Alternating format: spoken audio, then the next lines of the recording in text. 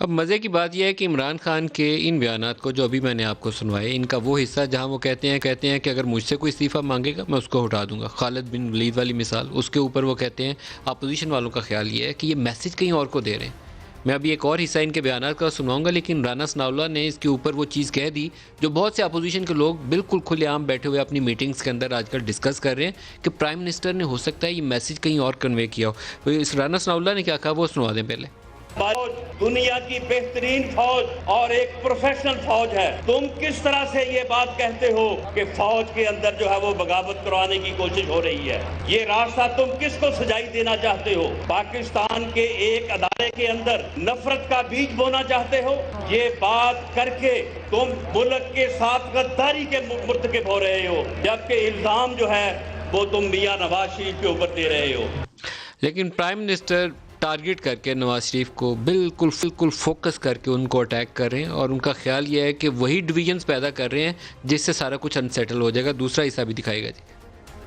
اب انہوں نے پاکستانی فوج کی طرف، پاکستان کے آرمی چیف ISI کے چیف کے اوپر اب انہوں نے بندوقیں تانی ہوئی ہیں۔ اگر یہ ISI کے چیف کو اور آرمی چیف کے خلاف بات کر رہے ہیں، اس کا مطلب یہ میری سلیکشن بالکل ٹھیک تھی، کیونکہ اگر یہ ڈاکو ان کے خلاف بول رہے ہیں اس کا مطلب وہ ٹھیک لوگ ہیں۔ لندن میں بیٹھ کے یہ جو اس نے گیم شروع کی ہے کہ پاکستانی فوج کو اٹیک کر رہا ہے، اور فوج کو کیا کہہ رہا ہے کہ اپنا آرمی چیف اور ISI چیف کو بدلو۔ فوج کو کہہ رہا ہے کہ بغاوت کرو، فوج کو کہہ رہا ہے کہ بغاوت کرو آرمی چیف کے خلاف۔ باہر لندن میں بیٹھ کے یہاں ہماری فوج کو، فوج کے خلاف سازش کہ جب اب کہتے ہیں کہ میں آرمی کا چیف اور جو ISI کا چیف ہے اس کو فوج بدل دے، تو کیا فوج کوئی ایک جمہوری ادارہ ہے؟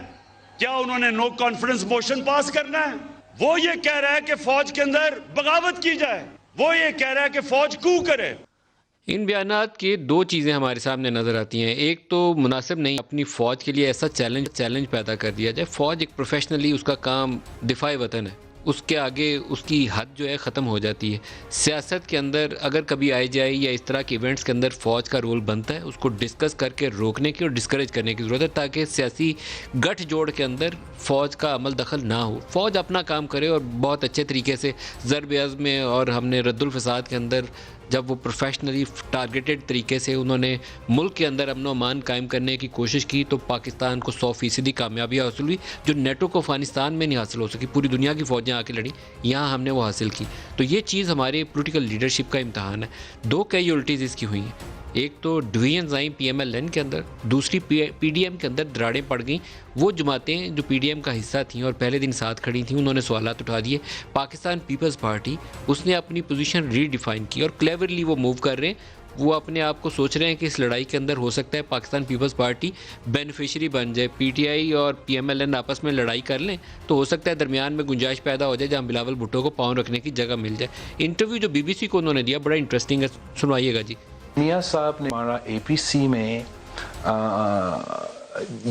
نہ جنرل باجوہ کا نہ جنرل فیض کا نام لیا تھا، لیکن کنسنسس رائے یہ تھا کہ صرف ایک پہ نہیں اسٹیبلشمنٹ کا نام لیا جائے۔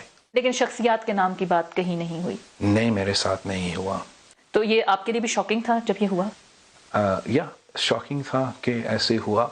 یوزلی پولیٹیکلی ہم ان ایشوز کو جلسے میں اس طریقے سے نہیں ٹریش آؤٹ کرتے ہیں۔ I'm sure he wouldn't have taken names without having absolute and solid evidence. This is not something you throw out in or thrash out in jalsas without having absolute proof.